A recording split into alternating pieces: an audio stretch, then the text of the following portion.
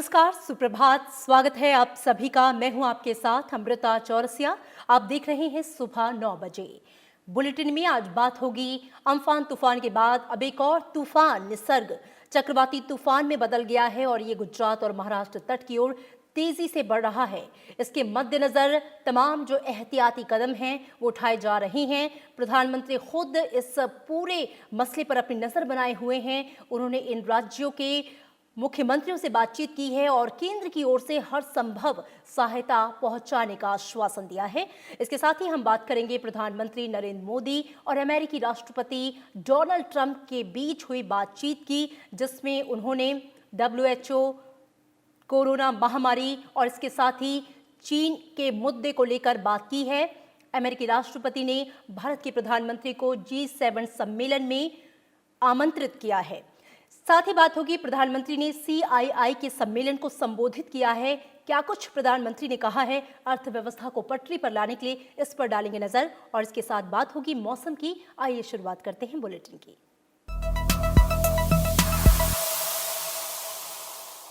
Amphan तूफान के बाद अब एक और तूफान निसर्ग चक्रवाती तूफान में बदल गया है और ये गुजरात और महाराष्ट्र तट की ओर तेजी से बढ़ रहा है। चक्रवाती तूफान निसर्ग ने अपना रुख मुंबई की तरफ कर लिया है और अब ये तेजी से बढ़ा चला आ रहा है। भीषण चक्रवाती तूफान के महाराष्ट्र के तट से आज टकराने की आशंका है। राज्य के तटीय जिलों में तेज हवाएं 100 से 110 किमी प्रति घंटे की रफ्तार से चलने और फिर इसके और भी उग्र रूप लेकर 120 किलोमीटर प्रति घंटे की रफ्तार से चलने की आशंका है। ऐसे में अब इसका असर महाराष्ट्र के कई जिलों में दिखना शुरू हो गया है। मुंबई, पालघर, अलीबाग और ठाणे में देर रात से बारिश शुरू हो गई है। बड़े पैमाने पर तबाही की आशंका को देखते हुए सरकार और प्रशासन की तरफ से तैयारियों को बढ़ा दिया गया है। महाराष्ट्र, गुजरात, केंद्र शासित दमन दीव, दादरा और नागर हवेली में लोगों की सुरक्षा के लिए तगड़े इंतजाम किए गए हैं। इसके अलावा महाराष्ट्र के रायगढ़ और पालघर में पड़ने वाले न्यूक्लियर और केमिकल संयंत्रों की सुरक्षा को ध्यान में रखते हुए सभी जरूरी तैयारियां कर ली गई हैं। तूफान के मद्देनजर मछुआरों को समुद्र में नहीं जाने की सलाह दी गई है।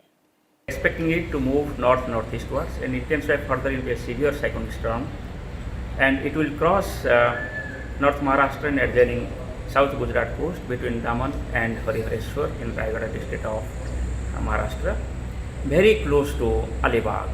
While crossing the coast, it will have the wind speed of 100 to 110 km per hour, gusting to 120 kilometers. Cabinet सचिव राजीव गाबा ने राष्ट्रीय संकट प्रबंधन समिति की दूसरी बैठक की कल अध्यक्षता की। बैठक में चक्रवाती तूफान निसर्ग से निपटने के लिए राज्यों और केंद्र सरकार की एजेंसियों की तैयारियों की समीक्षा की गई। कैबिनेट सचिव ने निर्देश दिया कि तूफान की आशंका वाले क्षेत्रों से लोगों को सुरक्षित निकालने की प्रक्रिया पूरी करने और समुद्र से मछुआरों की वापसी सुनिश्चित करने के सभी आवश्यक उपाय किए जाने चाहिए। उन्होंने कहा कि ये सुनिश्चित करने के लिए विशेष प्रयास किए जाएं कि कोविड-19 रोगियों के लिए आवश्यक चिकित्सा सुविधाओं में कोई बाधा उत्पन्न न हो। एजेंसियों को बिजली, दूरसंचार, परमाणु, रासायनिक, उड्डयन और जहाजरानी संबंधी बुनियादी ढांचे के लिए आकस्मिक योजनाएं बनाने के निर्देश दिए गए।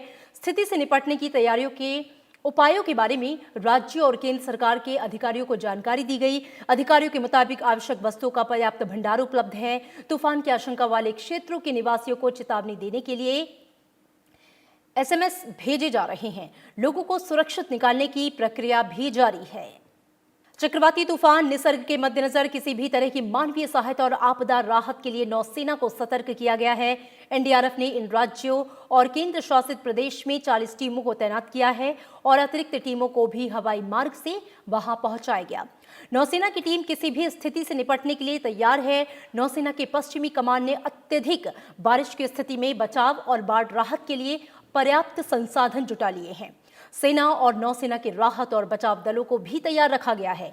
तूफान से महाराष्ट्र, गुजरात, दमन, दादरा और नागर हवेली के तटीय जिलों के प्रभावित होने की आशंका है। तैयारियां पूरी हैं। लगभग 10 और 21 टीमें NDRF की दोनों राज्यों में तैनात हैं और करीब 10 और टीमें रिजर्व में रहेंगी और साथ ही साथ पंजाब में स्टैंड बाय में 6 टीमें रहेंगी और 5 टीमें आंध्र प्रदेश में रहेंगी। तो इस तरह से तैयारी मुकम्मल है। सीवियर साइक्लोन का है जिसका विंड स्पीड एटलीस्ट जब लैंडफॉल करेगा 100 to 120 तक रहेगा। 100 to 120 तक अगर वाइंड का स्पीड रहता है तो उसमें कच्चा मकान, पेड़ और आपकी इलेक्ट्रिसिटीज या टावर्स ये सब गिरने का चांसेस रहता है। जो इम्पैक्ट हुआ है देखा होगा आपने इम्फान के दौरान, तो वो इम्पैक्ट यहाँ पर हो भी सकता है। प्रधानमंत्री नरेंद्र मोदी खुद पूरी घटना पर नजर बनाए हुए हैं। प्रधानमंत्री नरेंद्र मोदी ने महाराष्ट्र के मुख्यमंत्री उद्धव ठाकरे, गुजरात के मुख्यमंत्री विजय रूपाणी, दमन दीव, दादरा और नागर हवेली के प्रशासक प्रफुल्ल के पटेल से चक्रवाती तूफान निसर्ग की स्थिति के बारे में चर्चा की। उन्होंने केंद्र की तरफ से हर संभव सहायता का आश्वासन दिया है। इसके पहले कल गृहमंत्री अमित शाह ने भी इन राज्यों के मुख्यमंत्रियों की बात कर हर मुमकिन मदद का भरोसा दिलाया था। प्रधानमंत्री नरेंद्र मोदी और अमेरिकी राष्ट्रपति डोनाल्ड ट्रंप के बीच मंगलवार को विभिन्न मुद्दों पर चर्चा हुई, जिनमें भारत चीन सीमा पर स्थिति, कोविड-19 महामारी और WHO में सुधार की जरूरत जैसे मुद्दे शामिल रहे। राष्ट्रपति ट्रंप ने प्रधानमंत्री नरेंद्र मोदी को अगली G7 शिखर बैठक में हिस्सा लेने के लिए अमेरिका आने का निमंत्रण भी दिया है। टेलीफोन पर हुई बातचीत में अमेरिकी राष्ट्रपति डोनाल्ड ट्रंप ने प्रधानमंत्री नरेंद्र मोदी को G7 समूह की अध्यक्षता के बारे में जानकारी दी और समूह का दायरा बढ़ाने की इच्छा से अवगत कराया, ताकि भारत सहित महत्वपूर्ण देशों को इसमें शामिल किया जा सके। साथ ही अगली G7 शिखर बैठक में हिस्सा लेने के लिए अमेरिका आने का निमंत्रण भी दिया। प्रधानमंत्री नरेंद्र मोदी ने राष्ट्रपति ट्रंप के रचनात्मक और दूरदर्शी रुख की सराहना करते हुए कहा कि कोविड-19 के बाद दुनिया की बदली हकीकत के मद्देनजर इस तरह का विस्तारित मंच जरूरी होगा। उन्होंने कहा कि भारत को अमेरिका और अन्य देशों के साथ मिलकर प्रस्तावित शिखर सम्मेलन को सफल बनाने के लिए काम करके खुशी होगी। प्रधानमंत्री कार्यालय से जारी बयान में कहा गया है कि प्रधानमंत्री नरेंद्र मोदी ने अमेरिका में चल रही आंतरिक अशांति पर चिंता जाहिर की और स्थिति के जल्द सामान्य होने की उम्मीद जताई। दोनों नेताओं ने कोविड-19 की स्थिति, भारत चीन सीमा पर स्थिति और विश्व स्वास्थ्य संगठन में सुधार की जरूरत जैसे मुद्दों पर भी बातचीत की। राष्ट्रपति ट्रंप ने इसी साल फरवरी में हुए अपने भारत दौरे को याद किया। प्रधानमंत्री मोदी ने कहा कि उनका भारत दौरा कई मायनों में ऐतिहासिक और यादगार रहा है और इससे द्विपक्षीय संबंधों में नए आयाम जुड़े। वार्ता के बारे में प्रधानमंत्री नरेंद्र मोदी ने ट्वीट किया है कि राष्ट्रपति डोनाल्ड ट्रंप के साथ सार्थक चर्चा हुई। इसमें G7 की अमेरिकी अध्यक्षता के लिए राष्ट्रपति ट्रंप की योजना, कोविड-19 महामारी और कई अन्य मुद्दों पर विचार विमर्श हुआ। प्रधानमंत्री ने कहा कि भारत अमेरिका चर्चाओं की मजबूती और गहराई कोविड के बाद की वैश्विक संरचना में एक महत्वपूर्ण स्तंभ होगी। Bureau report, Rajya Sabha TV. प्रधानमंत्री नरेंद्र मोदी ने कल CII के सालाना सत्र को संबोधित किया। उन्होंने कहा कि कोरोना के खिलाफ देश की अर्थव्यवस्था को मजबूत करना सरकार की उच्च प्राथमिकताओं में से एक है और इसके लिए जो फैसले तुरंत लिए जाने जरूरी हैं, सरकार वो तमाम कदम उठा रही है। इसके अलावा कई फैसले ऐसे भी लिए जा रहे हैं जिनका सकारात्मक असर लंबी अवधि में दिखाई देगा। CII की स्थापना के 125 साल पूरा होने के उपलक्ष्य में इस कार्यक्रम का आयोजन किया गया। कोरोना ने हमारी रफ्तार जितनी भी धीमी की हो, लेकिन आज देश की सबसे बड़ी सच्चाई यही है कि भारत लॉकडाउन को पीछे छोड़कर अनलॉक फेज 1 में प्रवेश कर चुका है। अर्थव्यवस्था का बहुत बड़ा हिस्सा खुल गया है और 8 जून के बाद आर्थिक गतिविधियों के संचालन को और विस्तार मिलेगा। प्रधानमंत्री नरेंद्र मोदी ने मंगलवार को उद्योग संगठन भारतीय उद्योग परिसंघ के सालाना सत्र के उद्घाटन के मौके पर ये बात कही। उन्होंने कहा कि कोरोना के खिलाफ जंग में एक तरफ देशवासियों का जीवन बचाना है तो दूसरी तरफ अर्थव्यवस्था को स्थिर करना है, गति देना है। प्रधानमंत्री ने कहा कि अर्थव्यवस्था की रफ्तार को दोबारा हासिल करने की शुरुआत हो गई है। Yes, we will definitely get our growth back. आप लोगों में से कुछ लोग सोच सकते हैं कि संकट की इस घड़ी में मैं इतने कॉन्फिडेंस से ये कैसे बोल सकता हूं। मेरे इस कॉन्फिडेंस के कई कारण हैं। मुझे भारत की कैपेबिलिटीज, और क्राइसिस मैनेजमेंट पर बहुत भरोसा है। मुझे भारत के टैलेंट और टेक्नोलॉजी पर भरोसा है। मुझे भारत के इनोवेशन और इंटेलेक्ट पर भरोसा है। मुझे भारत के फार्मर्स, एसएमईज, एंटरप्रेन्योर्स पर भरोसा है और मुझे भरोसा है इंडस्ट्री के लीडर्स पर, आप सभी पर। प्रधानमंत्री ने कहा कि देश में विकास की रफ्तार को बढ़ाने और आत्मनिर्भर भारत बनाने के लिए 5 चीजें बहुत जरूरी हैं।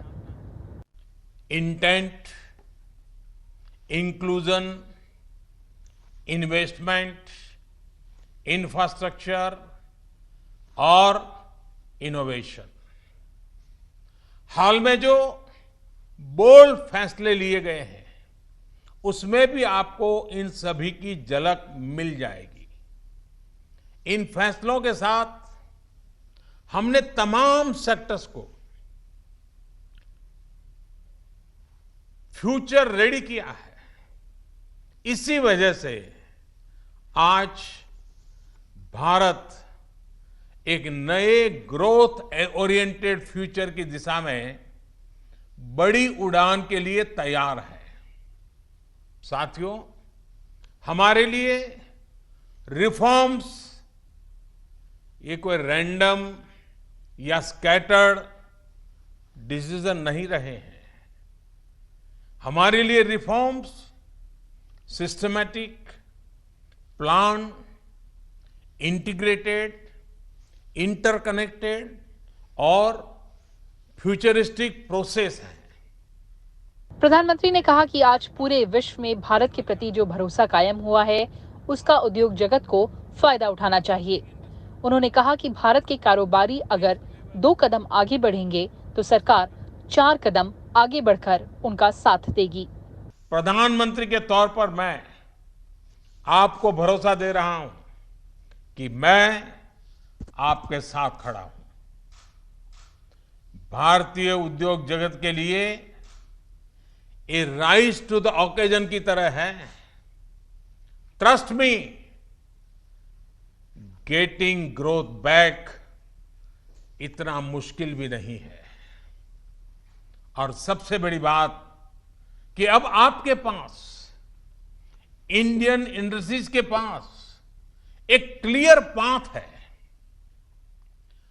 आत्मनिर्भर भारत का रास्ता, सेल्फ रिलायंट इंडिया का पाथ। आत्मनिर्भर भारत का मतलब है कि हम और ज्यादा स्ट्रांग होकर दुनिया को एम्ब्रेस करेंगे।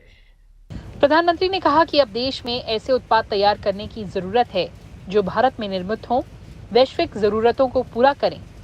उन्होंने कहा कि देश का आयात कम करने और इससे जुड़े लक्ष्य तय करने के लिए सभी क्षेत्रों में उत्पादकता बढ़ानी होगी और प्राथमिकता तय करनी होगी। Kriti Mishra, Rajya Sabha TV. Corona virus के संक्रमण को फैलने से या संक्रमित मरीज के आसपास होने पर संकेत देने वाले आरोग्य सेतु ऐप को लॉन्च होने के 2 महीने के भीतर ही 12 करोड़ से भी ज्यादा लोग इसे डाउनलोड कर चुके हैं। हालांकि ऐप लॉन्च होते ही सरकार लगातार देशवासियों से इस ऐप को डाउनलोड करने की अपील उन्होंने की थी। सरकार की इसी अपील का नतीजा है कि अब तक इसे 12 करोड़ से भी ज्यादा लोगों ने अपने फोन में डाउनलोड किया है। इसी को लेकर प्रधानमंत्री नरेंद्र मोदी ने भी खुद पीएमओ पर ट्वीट किया और इसका जिक्र किया। सेहत के लिए सजग 12 करोड़ लोगों ने इस ऐप को डाउनलोड किया। कोरोना वायरस के खिलाफ लड़ाई में इस ऐप से बहुत मदद मिली है। उपराष्ट्रपति एम वेंकैया नायडू ने कोरोना वायरस को लेकर कहा है कि अब जब छूना वर्जित हो जाए और जीवन के लिए जरूरी सांस भी जोखिम भरी हो जाए तो पूरी मानवता ही मुश्किल में आ जाती है। उपराष्ट्रपति ने ये बात एक दैनिक अखबार में लिखे अपने लेख में कही। उन्होंने लिखा कि सोशल डिस्टेंसिंग बनाए रखते हुए एक दूसरे से जुड़े रहकर हर संभव मदद करने की जरूरत है। उपराष्ट्रपति एम वेंकैया नायडू ने दैनिक अखबार में अपने लेख में लिखा है कि जब तक वायरस को रोक नहीं लिया जाता, कोरोना के साथ जीने वाली स्थिति रहेगी। इसके लिए पॉज बटन नहीं, रीसेट बटन की ज़रूरत है। मन और जीने के तरीकों को रीसेट करना होगा। उन्होंने कहा इसलिए लॉकडाउन 4.0 पहले से पूरी तरह अलग रहा। ये तड़प बताती है कि हम शायद वायरस का सामना करने के लिए तैयार हैं, क्योंकि जीवन बहुत लंबे समय तक बंधन में रहने से कहीं ज्यादा है। उपराष्ट्रपति एम वेंकैया नायडू ने लिखा है कि हमें सोशल डिस्टेंसिंग बनाए रखते हुए एक दूसरे से सार्थक ढंग से जुड़े रहने और हर संभव मदद करने की जरूरत है। कोरोना के बाद क्लासरूम की जगह घरों ने ले ली है। सेमिनार वेबिनार में बदल गए हैं। एक स्वस्थ डिजिटल लाइफ उभर रही है। हालांकि इन साधनों तक सभी की बराबर पहुंच अभी मुद्दा है। नई आदतें कोरोना के साथ जीने के लिए जरूरी हैं। अर्थव्यवस्था का जिक्र करते हुए उन्होंने लिखा कि लोगों की जिंदगियां बचाते हुए अर्थव्यवस्था का पुनरुद्धार इस समय मुख्य चुनौती है। पिछली शताब्दी की महामंदी के बाद अब वैश्विक अर्थव्यवस्था ऐसी गंभीर गिरावट देख रही है। उत्पादन के केंद्र और अन्य आर्थिक गतिविधियां, इनमें शामिल लोगों की पूरी सुरक्षा के साथ ही शुरू हों। इस वायरस ने जन स्वास्थ्य पर जरूरी निवेश की आवश्यकता को भी रेखांकित किया है। उपराष्ट्रपति ने कहा है कि वायरस का फैलाव हमारे देश के आपसी सहयोग वाले संघवाद को भी सामने लाया है, जहां केंद्र और राज्य स्तर के नेतृत्व ने एक दूसरे के बिंदुओं को लॉकडाउन 1.0 से 4.0 तक में समायोजित किया। कुल मिलाकर कोरोना वायरस हमारे लिए शॉक ट्रीटमेंट की तरह है। यह हमें सामाजिक, राजनीतिक, आर्थिक और वैश्विक दृष्टिकोणों को रीसेट करने के अलावा एक दूसरे और प्रकृति संग एकता से रहने की भी याद दिला रहा है। Bureau report, Rajya Sabha TV. इसी के साथ यहां पर रुकेंगे एक छोटे से ब्रेक के लिए।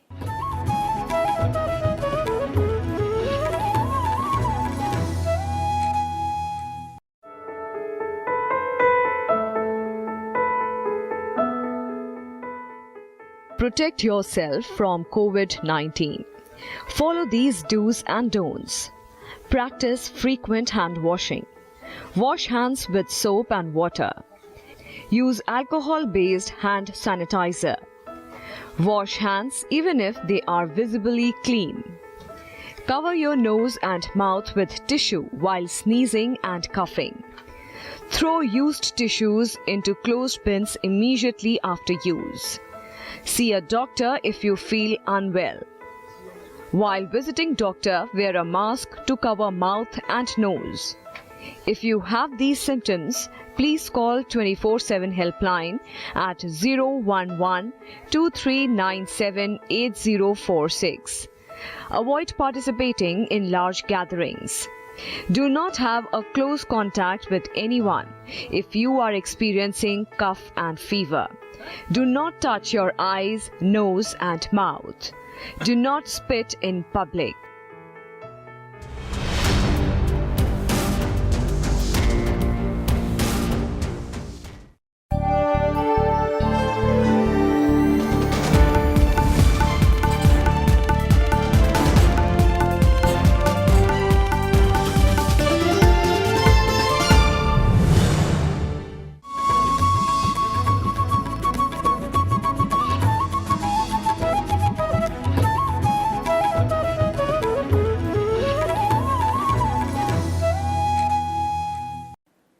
ब्रेक के बाद स्वागत है आपका। आप देख रहे हैं राज्यसभा टीवी।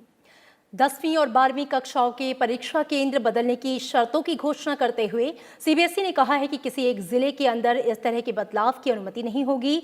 कोविड-19 महामारी को देखते हुए बोर्ड परीक्षाएं स्थगित कर दी गई थीं, जो अब 1 जुलाई से 15 जुलाई तक आयोजित होंगी।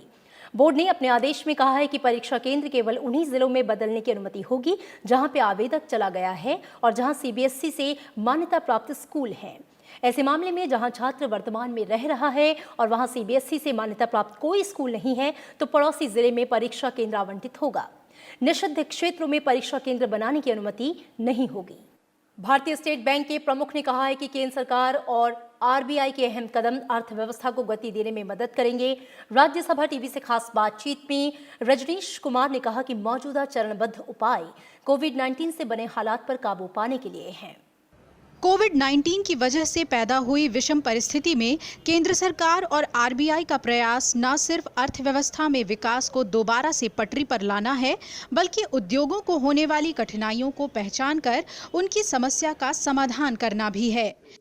राज्यसभा टीवी से खास बातचीत करते हुए भारतीय स्टेट बैंक के प्रमुख रजनीश कुमार ने कहा कि रेपो दर में कमी, ईएमआई देने पर कुछ वक्त तक रोक और समूह व्यय पर सीमा में बढ़ोतरी के आसपास के सभी उपाय अर्थव्यवस्था को उबारने में सहायक होंगे। वहीं ऋणों के पुनर्भुगतान पर रोक का विस्तार उद्योगों को मदद करेगा। एनबीएफसी को सपोर्ट देना, जिसमें कि जो बॉन्ड पोर्टफोलियो परचेज हम लोग करेंगे बैंक्स, उसकी गारंटी देगी सरकार। 30,000 करोड़ का जो है एक अलग से स्कीम जिसमें कि गवर्नमेंट गारंटी करेगी और आरबीआई जो है वो लिक्विडिटी प्रोवाइड करेगा। पावर सेक्टर को पीएफसी आरईसी के थ्रू 90,000 करोड़ की लिक्विडिटी। तो ये कुछ ऐसे सेक्टर थे, एमएसएमई, पावर, एनबीएफसी, जिनको सपोर्ट करने की सबसे ज्यादा जरूरत थी। उन्होंने ये भी बताया कि एसबीआई ग्रामीण और अर्ध शहरी क्षेत्रों की 8,000 बैंक शाखाओं के माध्यम से छोटे व्यवसायों और किसानों के लिए सूक्ष्म ऋण समेत विशेष सेवाएं देने के लिए प्रतिबद्ध है। कृति मिश्रा, राज्यसभा टीवी। रेल मंत्रालय को 230 ट्रेनों की पंक्चुअलिटी की खास निगरानी का आदेश दिया गया है। इसमें 1 जून से चलाई जा रही 200 स्पेशल ट्रेनों के साथ 12 मई से शुरू की गई राजधानी टाइप एसी एक्सप्रेस गाड़ियां शामिल हैं।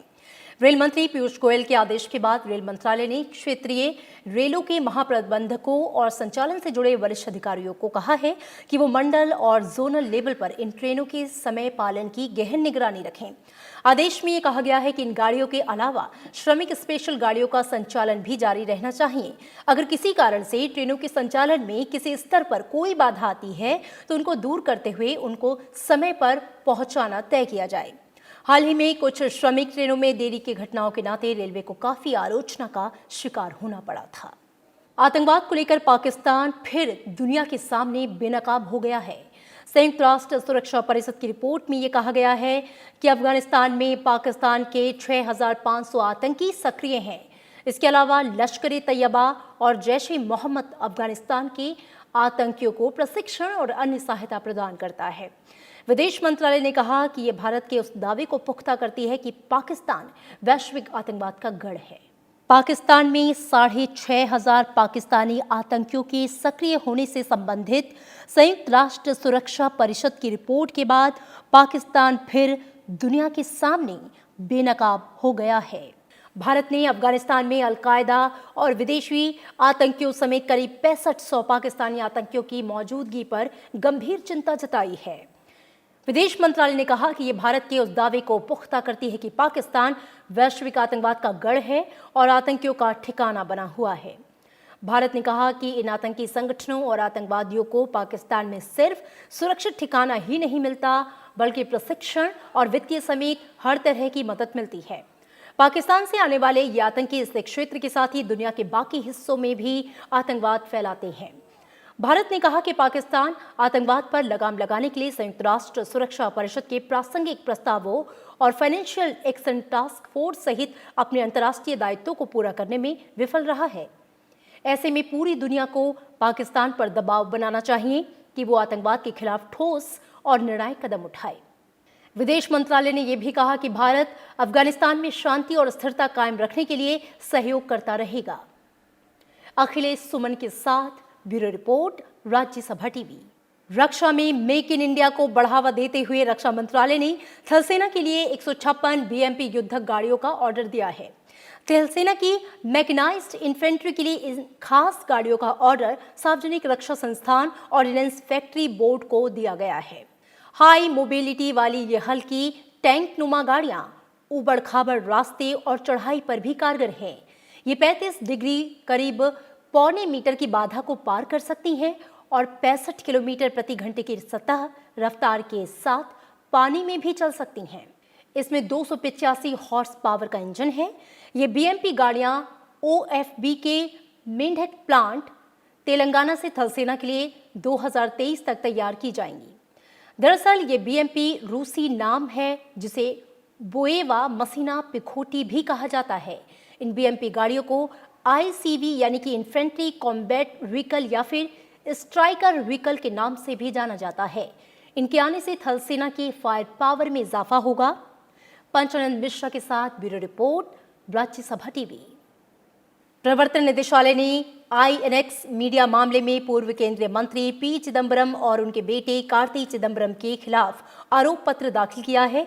ईडी ने सोमवार को विशेष न्यायाधीश की अदालत में चार्जशीट दायर की। आरोप पत्र में चिदंबरम और उनके बेटे कार्ति के अलावा बेटे के चार्टर्ड अकाउंटेंट S भास्करमन और अन्य को शामिल किया गया है। उनका नाम भी चार्जशीट में है। चिदंबरम को पिछले साल 21 अगस्त को INX मीडिया भ्रष्टाचार के मामले में CBI ने गिरफ्तार किया था। पिछले साल 16 अक्टूबर को ईडी ने उन्हें मनी लॉन्ड्रिंग मामले में गिरफ्तार किया। ईडी मामले में उन्हें पिछले साल 4 दिसंबर को जमानत मिली थी। वित्त मंत्री के रूप में चिदंबरम के कार्यकाल के दौरान 305 करोड़ रुपए के विदेशी फंड प्राप्त करने के लिए INX मीडिया समूह को विदेशी निवेश संवर्धन बोर्ड की मंजूरी में अनियमितता का आरोप लगाते हुए CBI ने 15 मई 2017 को अपना मामला दर्ज किया था। केंद्र ने नकोदर से अमृतसर शहर को जोड़ने के लिए नए ग्रीनफील्ड कॉरिडोर के विकास की घोषणा की है। यह दिल्ली अमृतसर एक्सप्रेसवे का हिस्सा होगा और सुल्तानपुर लोधी, गोविंदवाल साहिब और खंडूर साहिब से होकर गुजरेगा। सड़क परिवहन और राजमार्ग मंत्री नितिन गडकरी ने कहा कि अमृतसर से गुरदासपुर तक की सड़क को भी पूरी तरह सिग्नल फ्री किया जाएगा। इसके साथ ही नकोदर से अमृतसर या करतारपुर के रास्ते गुरदासपुर जाने का विकल्प उपलब्ध हो जाएगा।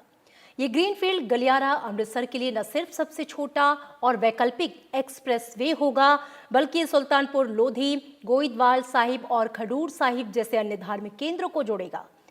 इससे हाल ही में विकसित किए गए डेरा बाबा नानक और करतारपुर साहिब अंतर्राष्ट्रीय राजमार्ग को भी जोड़ा जाएगा। ये परियोजना पूरी होने पर अमृतसर से दिल्ली हवाई अड्डे पहुंचने में सिर्फ 4 घंटे का वक्त लगेगा। अश्वेत अमेरिकी नागरिक जॉर्ज फ्लॉयड की पुलिस हिरासत में मौत के बाद हिंसक प्रदर्शनों को देखते हुए वहां की सेना ने मोर्चा संभाल लिया है। वॉशिंगटन समेत अन्य संवेदनशील शहरों में करीब 17,000 से ज्यादा सैनिक तैनात हैं। हिंसा को रोकने के लिए 4,000 से ज्यादा लोगों को गिरफ्तार किया जा चुका है। राष्ट्रपति डोनाल्ड ट्रंप ने सोमवार शाम को ही भारी संख्या में सेना को तैनात करने का फैसला किया था। सेना के मोर्चा संभालने के बाद हिंसा की कोई खबर फिलहाल सामने नहीं आई है, जिस पर राष्ट्रपति ट्रंप ने ट्वीट कर लिखा कि बीती रात वॉशिंगटन इस धरती का सबसे सुरक्षित स्थान था। और आज विश्व साइकिल दिवस है। उपराष्ट्रपति एम वेंकैया नायडू ने विश्व साइकिल दिवस के अवसर पर नागरिकों से परिवहन के इस सस्ते, सुलभ और पर्यावरण सम्मत साधन का ज्यादा से ज्यादा इस्तेमाल करने की अपील की है। उन्होंने कहा कि साइकिल के अधिकाधिक उपयोग से शहरी वायु प्रदूषण पर प्रभावी नियंत्रण किया जा सकता है। उपराष्ट्रपति ने कहा कि साइकिल चलाना हमारे स्वास्थ्य के लिए लाभदायक है और यह हमारी सड़कों को भी दुर्घटनाओं से सुरक्षित रखने में सहायक हो सकता है। और इसी के साथ इस बुलेटिन में फिलहाल मेरे साथ इतना ही। दीजिए इजाजत और आप देखते रहिए राज्यसभा टीवी। नमस्कार।